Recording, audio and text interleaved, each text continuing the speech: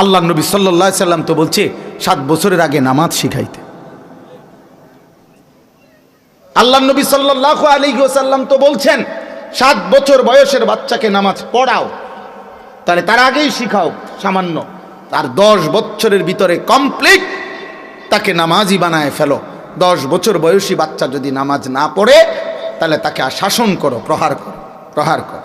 অত্যন্ত পরিকল্পিতভাবে ঠান্ডা মাথায় বুঝে শুনে আপনার সমস্ত বাচ্চাদের জীবন থেকে পরিমিত শাসন, পরিমিত সংশোধন, মা বাবার কিছুটা নিয়ন্ত্রণ, এটা টোটালি এই আধুনিক ইউরোপের এই স্লোগান থেকে এটা তারা কৌশল করে উঠায় দিছে। বলছে যে না, বাচ্চাকে কিছুই বলা যাবে না, বাচ্চার দিকে তাকানো যাবে না, বাচ্চারে কিচ্ছু বলা যাবে। তে ঘুষি দাও তার বাপেরে, তে তার বাপেরে তুই কইরা কয়, তে তার বাপেরে থাপ্পড় দেয়, হেওড়া হাসে বেগেরে। ও বাচ্চা মানুষ, তো বাচ্চাকে আখলাক শিখাবে কে? বাচ্চাকে জীবন চিনাবে কে?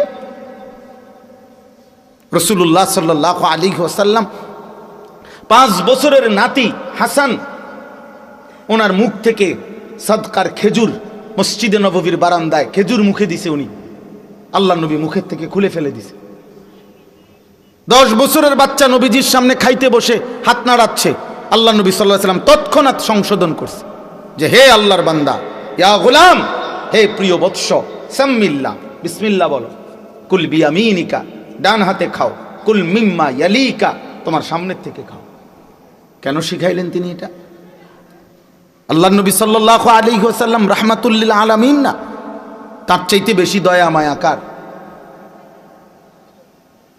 এজন্য ইসলামের একটি বিশেষত্ব, এটা মনে রাখবেন, ইসলামের কোরআন সুন্নাহর মাদ্রাসার দ্বীনি ইলমের একটি বিশেষত্ব হলো এখানে তারবিয়াত তালিমের সাথে অঙ্গাঙ্গিভাবে জড়িত।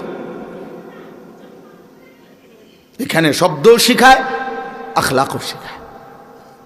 এখানে এটাও বলে পড়াও মুখস্থ করতে হবে, বসেও পেশাব করতে হবে। এটা গুরুত্বপূর্ণ।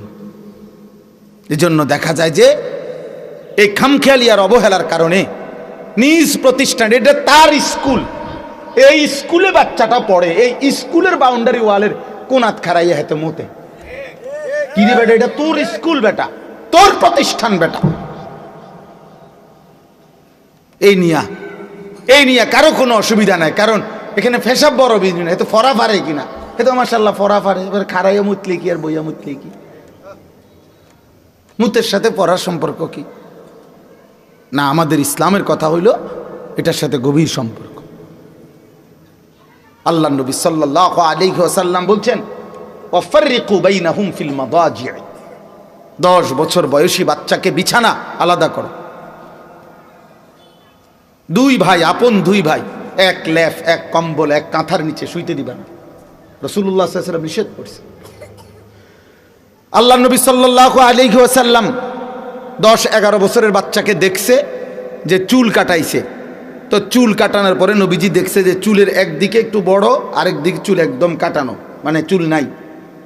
সরাসরি আল্লাহ নবী সাল্লাল্লাহু আলাইহি ওয়াসাল্লাম বলছেন যে হয় পুরাটা কাটো, নয়তো পুরাটা সমান রাখো।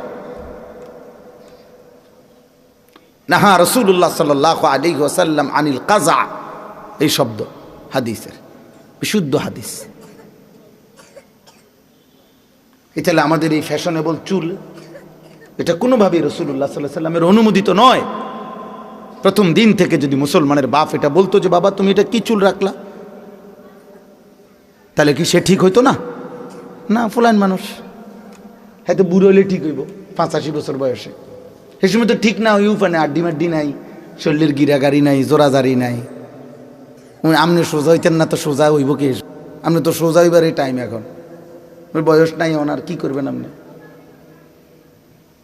এই জন্য বললাম এটা জরুরি। রাসূলুল্লাহ সাল্লাল্লাহু আলাইহি ওয়াসাল্লাম হযরত জাফর ইবনে আবি তালেব, নবী সাল্লাল্লাহু আলাইহি সাল্লামের আপন চাচাতো ভাই, হযরত আলী রাদিয়াল্লাহু তাআলা আনহুর ভাই জাফর, মুতার যুদ্ধে যিনি শাহাদাত বরণ করেছিলেন, যুদ্ধে শাহাদাত বরণ করছেন নবী সাল্লাল্লাহু আলাইহি সাল্লামের পক্ষ থেকে প্রেরিত সেনাপতি ছিলেন তিনি। সেই যুদ্ধের ময়দান থেকে খবর আসছে উনি শাহাদাত বরণ করছেন। আল্লাহর নবী সাল্লাল্লাহু আলাইহি সাল্লাম উনার বাড়িতে ওনার বাচ্চাদেরকে সান্ত্বনা দেওয়ার জন্য বিবির কাছে পর্দার আড়ালে কথা বলছেন, বাচ্চাদেরকে কাছে নিয়ে আসছেন। হযরত জাফর রাদিয়াল্লাহু তাআলা আনহুর 3টা বাচ্চা ছেলে ওনারা নবীজির সামনে আসছেন। হাদিসে পরিষ্কার আছে সেই দিন মিয়া, যেই দিন ওনার আব্বার ইন্তেকালের খবর আসছে, শাহাদাত বরণ করছে, নবীজি তাদেরকে বুকে জড়ায় ধরছে, আদর করছে, কাঁদছে, চোখের পানি ফেলছে। কিন্তু একজন ভাতিজা চাচাতো ভাইয়ের ছেলেকে বলছে যে অন্য সাহাবীকে ডাকছে, তার চুলগুলো বড় হয়ে গেছে, তার চুলগুলো সুন্দর করে কেটে দাও। কসম খোদার, এটা হাদিস। সেদিন বলছে যেদিন তার বাবা, আজকে মাত্র শাহাদাতের খবর আসছে।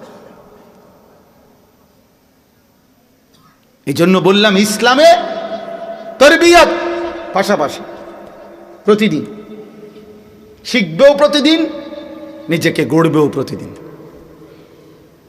পরে ঠিক হয়ে যাবো না, পরে ঠিক হইতো না, অন ঠিক হইতো আজ, এখনই ঠিক হবে। প্রতিদিন পড়বে, প্রতিদিন শিখবে, প্রতিদিন গড়বে। তালিম এবং তারবিয়ত, তাজকিয়া এবং তালিম বরাবর পাশাপাশি পাশাপাশি। আল্লাহ আমাদেরকে বুঝার তৌফিক দান করেন।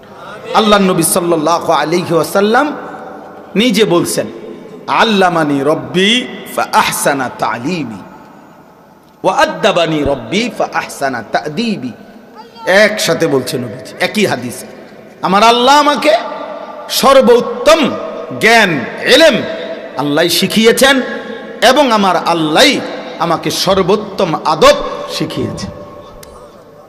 ইলমও শিখাইছেন আল্লাহ, আদবও শিখাইছেন। তার মানে কি? তার মানে আমি নবী সাল্লাল্লাহু আলাইহি সাল্লাম বাম পাও দিয়ে বাথরুমে ঢুকলেন কেন? ডান পাও দিয়ে বাথরুম থেকে বের হইলেন কেন? ডান দিকে কাত হইয়া শুইলেন কেন? তিনি আল্লাহ নবী সাল্লাল্লাহু আলাইহি সাল্লামের প্রতিটা পদক্ষেপ খোদার কসম রব্বুল আলামিনের পক্ষ থেকে সিদ্ধান্তকৃত। এটা কারো পরামর্শে না, মিটিং বৈশা না, আল্লাহ পাকের ফয়সালা। এভাবেই করবেন বন্ধু, এটা এভাবে, ওটাও ভাবে। এক মুমিন, এক মুসলমান কোনোভাবেই নিজস্ব পছন্দে চলতে পারে না। এই ছোট্ট কথাটা যদি অভিভাবক শ্রেণী বুঝতেন, ছেলেদের জীবন অনেক সুন্দর হতো। 6 বছরের বাচ্চাটারে নিজে জানা শোনা রিমোটটা তার হাতে দিয়ে রাখছে। এই বাচ্চাটা 3টা ঘন্টা 4টা ঘন্টা টেলিভিশনের এই রুমটাতে, মাও নাই বাপও নাই, এই বাচ্চাটা অনবরত তার মন মতো নাটক, গেমস, কার্টুন যেটা মন চায় সে ওইটা শিখতে দেখতেছে, নিজে নিজে হাততালি দিতেছে, নিজে নিজে হাত ছুটতেছে, নিজে নিজে আনন্দ করতেছে, মজা পাইতেছে, চিৎকার দিতেছে। মা নিশ্চিন্ত যে বাচ্চা আপনার কি করতেছে, টেলিভিশনের সামনে আছে, অসুবিধা নাই। আপনার এবার যে তারা জিনেও ধরে, ভূতেও ধরে, সমস্যা হইতো না। সে যেই মনোযোগ দিয়ে আছে আর আইতো না, পানিতেও ফুটতো না, আগুনও ফুটতো না, কারণ মনোযোগ দিয়ে টেলিভিশন দেখতেছে, অত্যন্ত সুন্দরভাবে ঠান্ডা মাথায় নষ্ট হইতেছে। আফসোসের বিষয়, আফসোসের বিষয়। আপনি যদি বলেন না ওইখানেও শেখার অনেক কিছু আছে, তো ওইখানে তো শেখার অনেক কিছু আছে, এখানে তো শেখার পুরা কিছু আছে। ওইখানে তো কিছু, অনেক কিছু তো বাদ, ওখানে তো কিছু ফাঁসা জিনিসও আছে, এটা তো পুরাটা ভালো। আপনি এটা নেন না কেন? আমরা বুঝি না, আমরা সিরা খাই। হ্যাঁ, আপনি বাচ্চাকে শেখাইতে চাচ্ছেন না, নষ্ট করতে চাচ্ছেন, আমরা বুঝি না। আপনি যদি বলেন যে না আমি তাকে সুন্দর কিছু শেখাবো, তো কোরআনুল কারীমের চাইতে সুন্দর কি? রাসূলুল্লাহ সাল্লাল্লাহু আলাইহি ওয়াসাল্লামের সুন্নাতের চাইতে সুন্দর কি? নবী সাল্লাল্লাহু আলাইহি ওয়াসাল্লাম বাচ্চাদের বিষয়ে তার কোনো দিক নির্দেশনা নাই? কথা বলেন না, আছে? একটা বাচ্চা পেশাব করছে নবীজির কোলে, কয় বালতি পানি দিয়া এই জায়গাটা পবিত্র করবে, খোদার কসম নবী এটা পর্যন্ত বলে দিছে। মেয়ে বাচ্চা পেশাব করছে, তো এখন পানি ঢালতে হবে কদ্দুর। পুরুষ বাচ্চা, ছেলে বাচ্চা পেশাব করছে, এখানে পানি ঢালবে কদ্দুর। আল্লাহ নবী সাল্লাল্লাহু আলাইহি ওয়াসাল্লাম ব্যবধান করছে, বুঝাইয়া দিছে। আপনি কে মনে করছেন রাসূলুল্লাহ সাল্লাল্লাহু আলাইহি ওয়াসাল্লাম কি জিম্মাদারি আদায় করছে। জীবনের এমন কোনো শব্দ নাই, জীবনের এমন কোনো মুহূর্ত নাই, জীবনের এমন কোনো আয়োজন নাই, জীবন চলার পথে এমন কোনো সেকেন্ড নাই যেখানে রাসূলুল্লাহ সাল্লাল্লাহু আলাইহি সাল্লামের দিক নির্দেশনা নাই।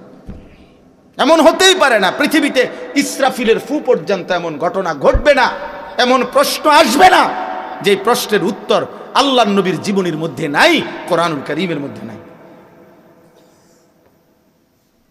হবে না, এমন কোনোদিনও হবে না। 1450 বছরে হয় নাই, আগামীতেও হবে না। এটাই চূড়ান্ত, এটাই বাস্তব কথা। আপনাদের কাছে আমরা বলতে চাই, এটা আপনারা বোকা ভাববেন না, আপনারা হুজুরদেরকে বোকা ভাববেন না। আল্লাহর কোরআন থেকে যে বলে সে বোকা না, রাসূলুল্লাহ সাল্লাল্লাহু আলাইহি ওয়াসাল্লামের সুন্নাহ থেকে যে বলে সে বোকা না। মানুষের ব্যক্তিগত বুদ্ধি আপনাদের সামনে যে যা নতুন আধুনিকতা পেশ করে, ওই তো কোনো মানুষের মাথার থেকে, ওই মানুষের মাথার বুদ্ধি আবার ওই ব্যক্তি বছর 10 পরে সে বদলায় ফেলে, সে সিদ্ধান্ত বদলায়, চেঞ্জ করে যে না এখন পরিবেশ পরিস্থিতি বদলে গেছে, এখন নতুন সিদ্ধান্ত। বিজ্ঞানের গবেষণা পরবর্তী বিজ্ঞানীরা আইসা ভুল প্রমাণিত করে। এক সময় কোনো বিজ্ঞানের কোনো গবেষণা জনপ্রিয় ছিল, পরবর্তী বৈজ্ঞানিকরা এসে বলছে না এটা ভুল ছিল, ভুল ছিল,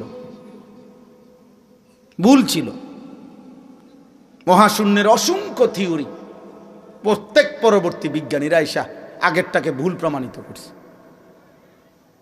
তাইলে আপনি বলেন, প্রতিনিয়ত গবেষণা বদলায়, প্রতিনিয়ত মানুষের সিদ্ধান্ত বদলায়, মানুষের চিন্তা চেতনা বদলায়। তাহলে মানুষের কাছ থেকে চূড়ান্ত সিদ্ধান্ত আসতে পারে না। চূড়ান্ত সিদ্ধান্ত আল্লাহর কোরআনে, চূড়ান্ত সিদ্ধান্ত রাসূলুল্লাহ সাল্লাল্লাহু আলাইহি ওয়াসাল্লামের সুন্নাহ। সুন্নাহ এমনকি হযরত আব্দুল্লাহ ইবনে মাসউদ রাদিয়াল্লাহু তাআলা আনহুম, নবীজির বিখ্যাত সাহাবী, নবীজির সাথে সবচেয়ে বেশি সাহচর্য প্রাপ্ত সাহাবী যারা, তার মধ্যে তিনি একজন। নবীজি সাল্লাল্লাহু আলাইহি ওয়াসাল্লামের এমন সফরেও হযরত আব্দুল্লাহ ইবনে মাসউদ নবীজির সাথে ছিলেন যে এই সফরে উনি ছাড়া নবীজির সঙ্গী আর কেউ ছিল না। এমন বহু সময়ে আল্লাহর নবীর একান্ত সঙ্গী ছিলেন আব্দুল্লাহ ইবনে মাসউদ, যিনি